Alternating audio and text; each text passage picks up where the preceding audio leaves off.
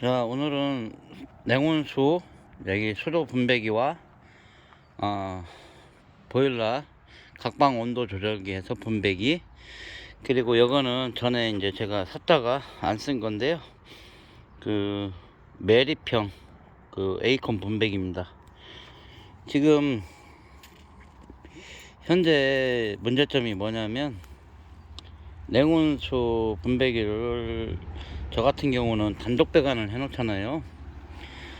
그러다 보니 그 보통 이제 보일러에서 이런 것만 보일러에다 달아갖고 한 3개 정도 해서 이렇게 나가는데, 저 같은 경우는 거의 거진 다 단독 배관을 해 놓기 때문에 이 분배가 많습니다.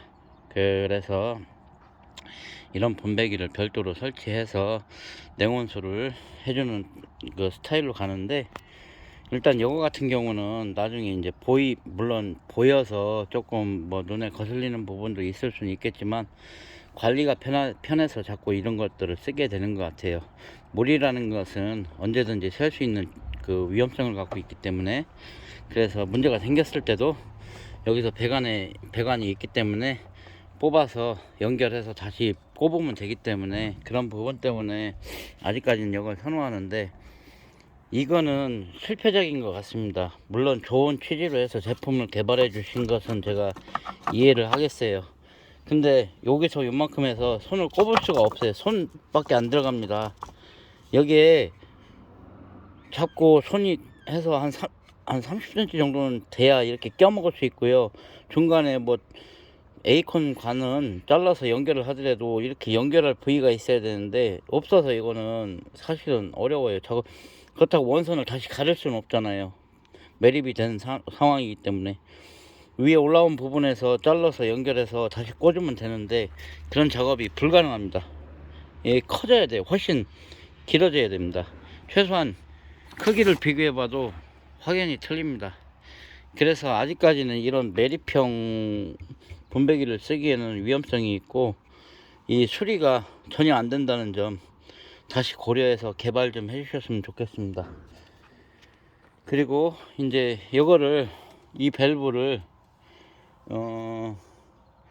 전에는 이렇게 돌리는 거 볼 밸브로 썼더니 이제 간섭이 생겨요. 그래서 이렇게 했고요. 이 제품은 유성 에너텍에서 KS 제품으로 해서 조립을 해서 받은 거예요.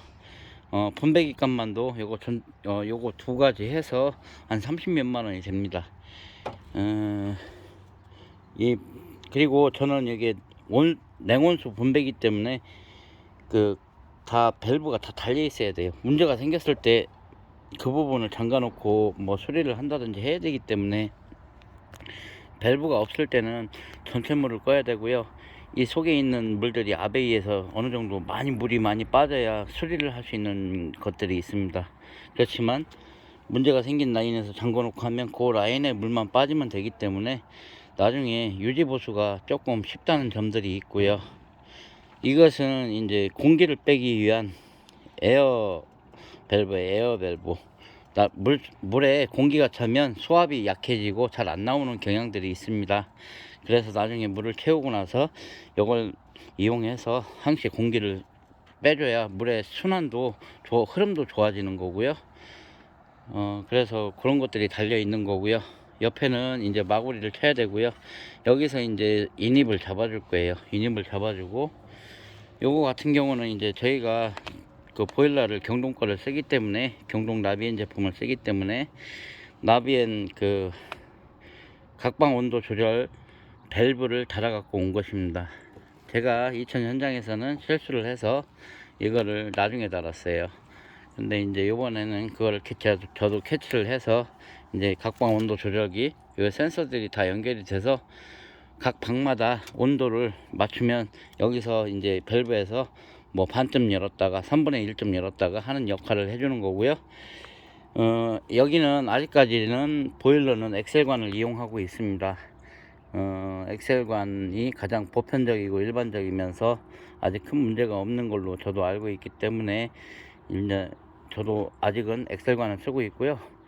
엑셀관을 하실 때는 중간에 연결 부위가 있어서는 절대 안 됩니다. 중간에 연결 부위가 있으면 시간의 문제일 뿐 물은 100% 셉니다. 그거는 정해져 있는 그 사실이에요. 그렇기 때문에 바닥 배관 하시는 분들 짜투리 남았다고 그 연결부속 이용해서 사용해서 공구리 속에서 절대 묻지 마세요. 그러면 100% 셉니다. 그 부분은. 그래서 그런 부분은 신경을 써야 되고요. 요것도 똑같이 공기 빼주고 하는 겁니다. 근데 요 제품은 의도는 좋은 것 같아요. 벽에 매립되면 깔끔하고, 다만 이 길이가 3배 이상 돼서 손이 들어가서 작업할 수 있는 공간이 되어야 된다는 점 개발하신 분 다시 한번 좀 봐주셨으면 좋겠고요. 그리고 이제 수도 인입된 부분을 제가 한번 또 설명을 드리겠습니다. 장수 현장 같은 경우에는 지하수를 사용하기 때문에 지하수를 일단 밑에서 끌어올렸고요. 물을 여기까지 한 70m 정도 끌어올려서 물탱크에서 사용할 예정입니다. 물탱크에서 지하수 같은 경우는 한번 받아주고 사용하시는 게 여러모로 좋습니다. 왜냐하면 이물질들이 딸려오는 것들이 지하수 탱크에 침전이 되기 때문에 바로 이렇게 쓰는 것보다는 약간 침전시키고 쓰는 것들이 좋은 거예요. 그리고 이렇게 보시면 다 이제 이렇게 단독 배관으로 다 뽑아 놨습니다. 이제 저 분배기를 갖다가 이걸 다 정리할 예정이에요. 그리고 이제 밖에서 들어온 관입니다. 이것은 이제 나중에 언제가 될지 모르겠지만 수도관이 들어오게 된다면 수도관을 연결하기 위해서 저 밑에 도로까지 뽑아 놓은 선이고요. 이 두 개는 이제 바깥에 부동전으로 나가는 선입니다. 그리고 요거에 원선, 물이 들어오는 원선입니다. 그래서 여기서 또 다 밸브를 이용해서 잠고 다 유지보수를 할 수가 있고요. 요 부분으로 해서 아까 그 분배기로 물이 인입이 될 거고요. 가면서 보일러에도 인입이 될 겁니다. 이렇게 구간별로 밸브를 사용해서 끊어 주시면 나중에 그 유지보수 하기가 상당히 편리하고요. 물론 돈은 많이 들어요. 그리고 특히나 이런 부분들 신조, 이거를 신조라고 그럽니다. 저희가 신조 부속을 사용하시는 게 상당히 좋습니다.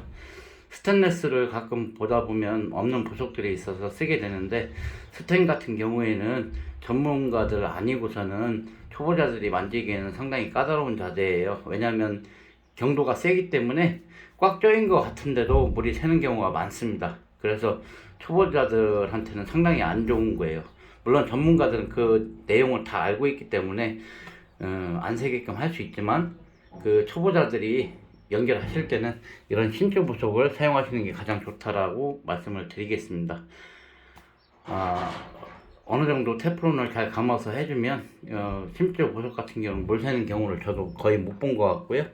근데 이제 스텐 같은 경우에는 나사선이 이렇게 있더라도 그게 틈들이 조금씩 있어요. 물론 테프론을 잘 감아야 되고요. 그런 부분들이 있는데, 그런 부분에 대해서 전문 지식이 초보자들은 없잖아요. 그렇기 때문에 이런 부속들을 사용하시는 게 좋습니다. 그리고 속에서, 이 콘크리트 속에서는 하나도 연결 부속이 들어가면 안 됩니다. 저는 여태까지 제가 수도하면서 그렇게 연결 부속이 속으로 들어가게끔 해준 적은 없는 것 같아요. 그래서 아직까지 뭐 수도에 대한 하자는 크게 한 번도 걸려본 적이 없는 것 같습니다. 한 10년 동안은. 그렇고요. 이제 여기서 에이콘 분배기가 되고요. 보일러를 놓고 보일러 분배기가 또 자리를 잡아야 됩니다. 오늘 작업사항은 이렇고요. 이런 부분들을 하나하나 이렇게 맞춰 나가는 것들이 좋은 주택을 짓는 다 밑거름이 됩니다. 물론 제가 하면 남들보다 자재값이 더 많이 들어요. 많이 드는데도 사실은 돈은 남들보다 적게 나오는 편입니다. 똑같은 방식으로 했을 때. 해서 이제 오늘 수도 언박싱에 대해서, 그 분배기 언박싱에 대해서 한번 보여드렸고요. 요거 물건 사실 때 구하기가 상당히 힘들어요. 동네 가면 있을 것 같은데 없습니다. 이거 다 저거 공장에서 주문해서 맞춰 갖고 온 거예요. 에이콘 분배기 아직까지 활성화가 안 돼 있습니다. 왜냐하면 아까 말씀드렸다시피 요만한 거 그 보일러에다 꽂아갖고 거기서 보일러에서 바로 이렇게 나가는데, 수도 같은 거는 어떻게 정리하느냐에 따라서 하자가 생길 수 있고 생길 수 없고가 정해져 있는 것 같아요. 저는 수도에 대한 하자는 거의 없었습니다. 이 부속 같은 거 하자가 생긴다 하더라도 그 부속을 콘크리트 속에 묻어 놓으면 그걸 다 깨야 되고요, 커팅해야 되고요, 커팅하다 보면 엑셀관을 또 건드릴 수가 있고요. 그렇기 때문에 콘크리트 위에서 하는 것들은 크게 지장이 없어요. 그 부분만 털어내는 건 되게 쉽습니다. 타일 몇 장 깨내고 이거 수리하고 다시 타일 덮고 이런 것들은 쉬운데, 이게 바닥에 있을 때는 상당히 난이도가 높은 작업이 돼요. 그렇기 때문에 항시 저는 단독 배관으로 해서 위로 올려주는 거고요. 목조에서는 뭐 이중 배관을 하는데, 판넬 주택은 이중 배관 안 하셔도 됩니다. 물이 약간 새더라도 큰 문제점을 갖고 있지 않아요. 판넬 주택이 그만큼 좋은 주택이에요. 목조 주택은 속에서 물이 새면 그 집은 한번 그랬으면 상당한 문제점을 갖고 있습니다. 근데 판넬 주택은 한번 물이 샜다고 해도 큰 문제점이 없어요. 물 잘 말리면 되고요, 그 물 주위에 잘 닦아주면 되고요, 그러고 다시 이렇게 잘 해서 공사해서 사용하시면 주택으로서의 성능은 충분히 유지가 가능한 주택이 판넬 주택입니다. 그래서 판넬 주택이 상당히 우수한 주택이라고 저는 이렇게 지면서 맨날 느끼는 것 같아요. 뭐 저만 느끼는지는 모르겠지만 그거는 여러분들의 판단의 몫이고요. 오늘 분배기 2개 보여드렸습니다.